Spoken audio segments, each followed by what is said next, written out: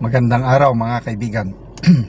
Bigyan natin ngayon ng reaction, opinion itong post, ang balita ngayon tungkol sa pahayag ni Mayor Benji Magalong na grabe, isang congressman di umano nalasing, then ipinagmayabang niya na yung mga bilyong-bilyong na ipon niyang pera na nakalagay sa isang condo room vault.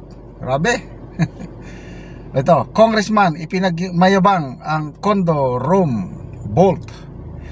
Ibinahagi ni Mayor Benji Magalong ang diskarte ng ilang kongresista sa pagtatago ng pera mula sa taong bayan sa isang eksklusibong panayam sa Billionaire News Channel. Ayon sa alkalde, hindi na karaniwang vault ang gamit kundi room vaults. When you are talking about 1 billion at in-stack mo yan at tigwa 1,000 each, that's about 5 feet by 5 feet by 4 feet. Sila ninakaw na nga nila billions of pesos, wala pang tax. Kaya nakakalula talaga. Kaya alangan naman na papabayaan dalang natin, tatahimik na lang ba tayo? Correct. Salamat Mayor Benji Magalong, sinimulan nyo. Susunod kami. Wala nang atrasan ito laban sa korupsyon. Ibinunyag niya na isang kongresista na niyabang ang kwarto na puno ng pera. Alam mo, sabi niya sa interview ng Billionaire News Channel, alam mo yung binanggit ko sa iyo na room vault, meron isang third party provider. Ito, mga supplier. Nalasing yung congressman, tapos nag-uusap sila.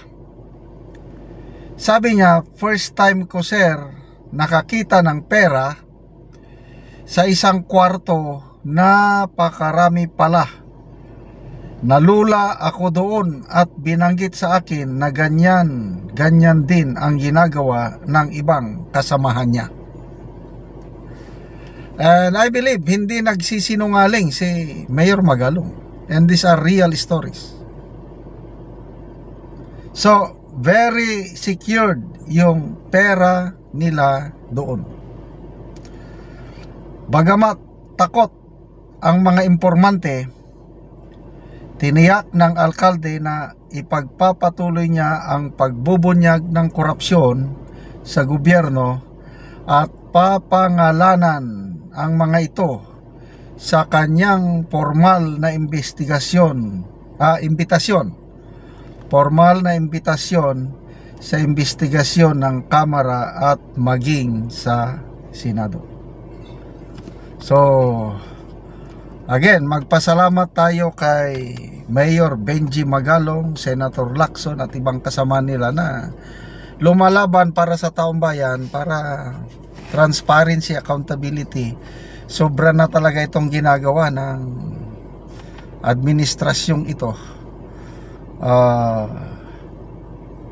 Kailan kaya nila imbitahan si Mayor Magalong sa Senado? I'm sure iimbitahan nila doon. Ang tanong ngayon dito sa Kamara, may tapang ba ang mga kongresista na imbitahan si Mayor Magalong? Although may iba na nag-advise kay Mayor Magalong, kung Kamara huwag magpunta kay baka pulutanin nila doon. But to me, hindi nila kaya si Mayor Magalong. Seasoned, veterano na ito, andang makipagsabayan sa kanila at kasi baka daw nila i-contempt si Mayor Magalong kung pupunta sa Kamara. But I believe kompleto siya ng ebidensya. Sige Mayor, pangalanan nyo na. Sabi nga niya is King of Kickbacks, ang tawag niya doon, King of Kickbacks, papangalanan niya. Although taong bayan may idea na kung sino yung King of Kickbacks. So, wag muna nating pangunahan si Mayor Magalong. Dahil siya na ang mag-bulgar sino yung mga kongresista. So, makita niya, no? Nakita ko, greed and pride. Yan ang dalawang magkaakibat. Nalulunod na tayo, hindi dahil sa baha, kundi dahil sa kasakiman. Yon ang sinabi ni Jessica Soho. Bagay na parehas lang sinasabi ni Senator Lacson na what the country needs. Aside from flood control, what the country needs is greed control. Walang katagbawan sa Bisaya, sa Tagalog. Walang contentment. Ang ibang opisyalis sa gobyerno o kay contractors, hindi sapat ang mga bilyones, patuloy ang pagnanasa nila na makakamit ng limpak-limpak na salapi.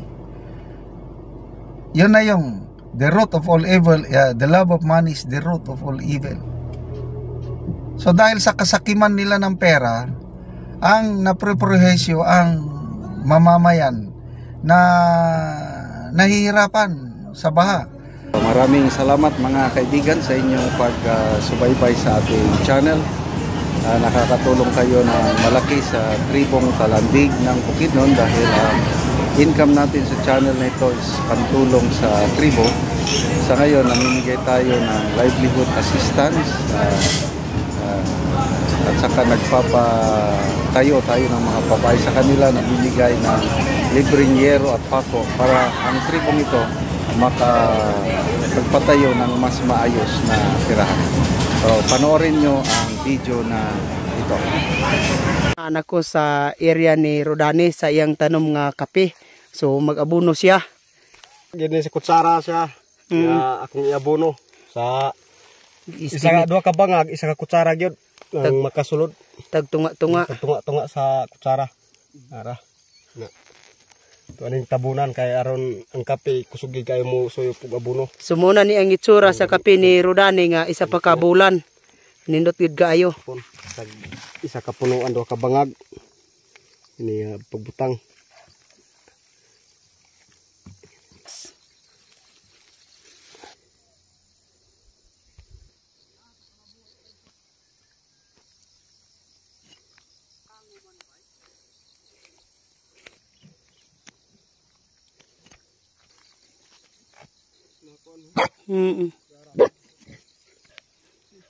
O karon human sa pag-abono ni Rodani, naga-spray na pod siya.